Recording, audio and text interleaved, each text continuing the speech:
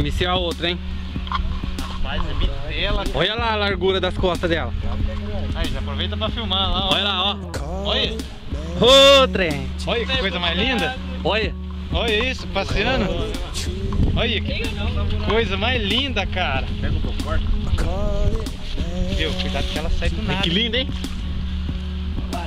Ih, não vai caber. Não, desce não. Deixa ela aí. Calma. Entra, Mike. Nada na água.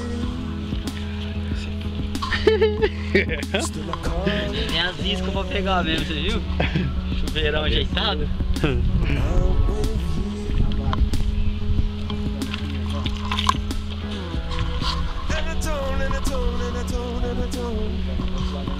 Mas não vai, não? Quase que não cabe. Dá. Não dá pra catar na boca dela? Vou apoiar de novo aqui na beira que eu pulo em cima dela. Uhum. Muito linda, né, cara? Olha lá que coisa mais linda. Então dá um sorriso de alegria. Aí, Pedro, essa é pra você, parceiro.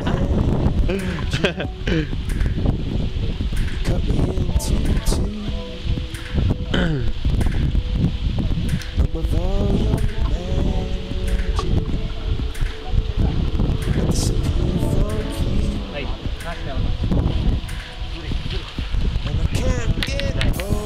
Ô, moleque! Essa é a bruta! Ô, coisa linda, hein? Essa não volta mais pra água agora, né? Peraí. Essa não escapava nem que Nem escapava, velho. não tinha visto essa carpa aí, não. Nossa, pegou tudo, né? Olha, essa não escapava nunca.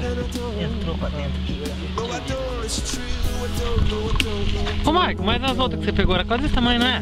Nada. Era nada. Menor, né? Menorzinha. Ixi, essa daqui tava bem pega, hein?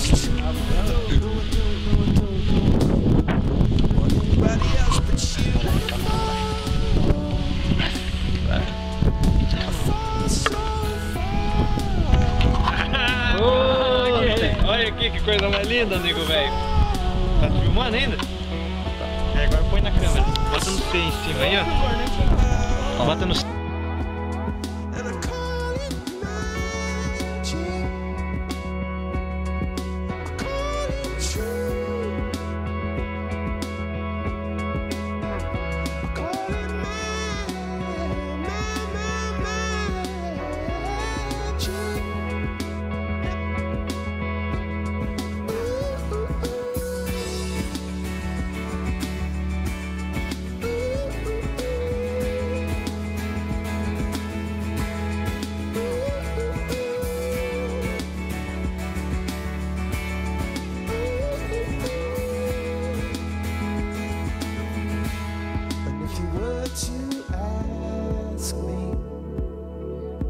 After all that we've been through, still believe in